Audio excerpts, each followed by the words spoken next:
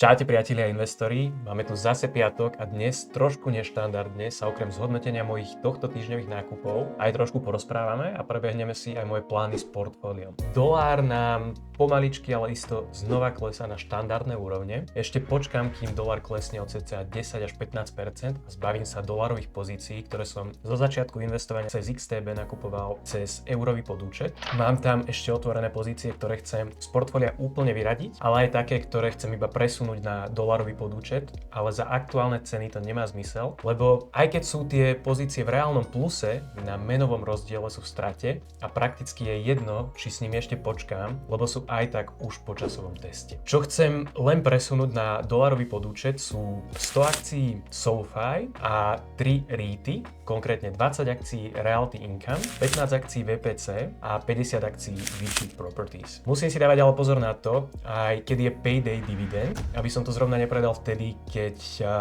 alebo teda pred tým vyplatením dividendy a nakúpil to v čase, kedy mi tú dividendu, kvartálnu dividendu z tých pozícií nevyplatia. Pri dividende je vždy nejaký mesiac alebo kúsok viac možno dopredu, kedy dané akcie musíte vlastniť, aby vám z nich bola tá dividenda vyplatená. A pozície, ktoré chcem úplne odpredať, sú McDonald's, Starbucks a PayPal. Namiesto McDonaldu a Starbucksu nakupujem už nejaký čas Cheesecake Factory a pri PayPal je veľmi silná pravdepodobnosť, že sa spoločnosť podarí predať väčšiemu hráčovi ako napríklad Stripe, ktorý už prejavil záujem. S touto pozíciou celkovo počkám, až dokým tento deal neprebehne. Očakávam, že sa predá niekde medzi 75 až 90 dolármi za akciu. Ďalšie na rade máme Sasky, od ktorých sa pozornosť presunula na Blízky východ, kde Trump zápasí zase o tú jeho pozornosť.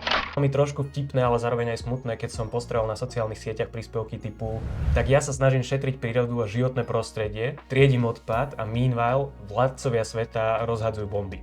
Ale každopádne Sasky rastú a pokiaľ technologický index nedostane tiež nejakú ďalšiu bombu, tak už máme dno pri týchto spoločnostiach za sebou. Aktuálne je Nasdaq nejakých 6% od all-time highs. Ak by Nasdaq klesol o nejakých ďalších 10 až 15% od all-time highs, tak je iná reč a zrejme by sme videli ešte jedno posledné dno, ale pokiaľ sa tak nestane, tak už ho máme za sebou. Každopádne sú tieto firmy stále za lákavé ceny a ešte tam možno niečo prikropím. Na ktoré firmy aktuálne smeruje moja pozornosť? Pozerám sa primárne po dvoch firmách. Elf Beauty, pre pánov možno nudná kozmetická firma, ale majú skvelý marketing a keď sa tak zamyslíte nad tým, koľko peňazí na svoje skrášľovanie ženy míňajú, tak prídete na to, prečo je Elf zisková mašina. Majú skvelé marže, ktoré boli krátkodobo ovplyvnené Trumpovými clami a preto v apríli 2025 padli až niekde na úroveň $50 a je to skvelý biznis model. Nedávno kúpili spoločnosť od Hailey Bieber, ktorá tomu tiež spravila brutálny marketing a Elf vo všeobecnosti, hlavne medzi mladými dievčatami na sociálnych sieťach, minimálne v Amerike veľmi známy. Ja verím, že Elf sa v najbližších 3 rokoch vráti na úrovne spred inaugurácie Trumpa na $200+ plus.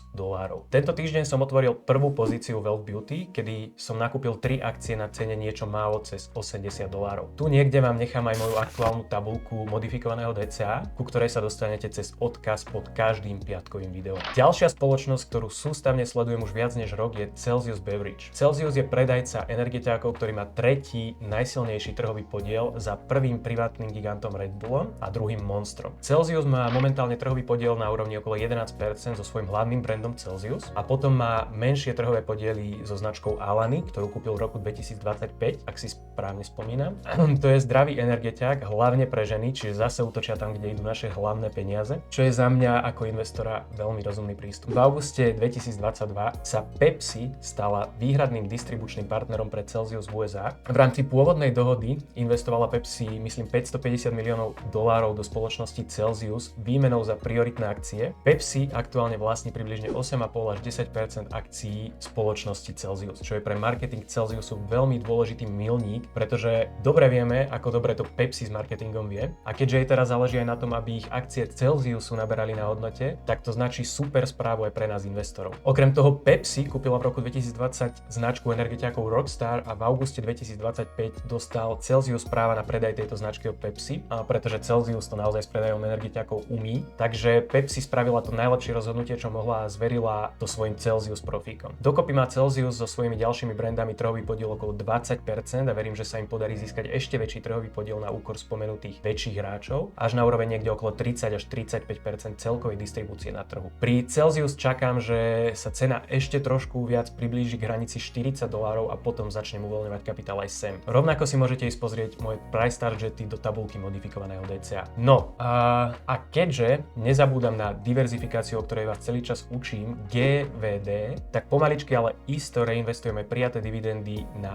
pekných zľavách do Porsche, ktoré mi samotné aktuálne vypláca ročnú dividendu vo výške okolo 250 eur. Porsche som dokúpil ďalšie 3 symbolické akcie a aktuálne vlastním 125 akcií Porsche na priemernej cene okolo 57 eur. Čiže som na pozícii asi 30% strate, čo ma ale vôbec netankuje, pretože význam tejto pozície je defenzívny a dividendový a nechystám sa ju držať rok či dva, ale kľudne dekádu a viac a viem, že mi za ten čas vyplatí tisícky eur v dividendách. To je na dnes všetko, priatelia. Užite si víkend, vzdelávajte sa, investujte rozumne, investujte ziskovo. Čaute.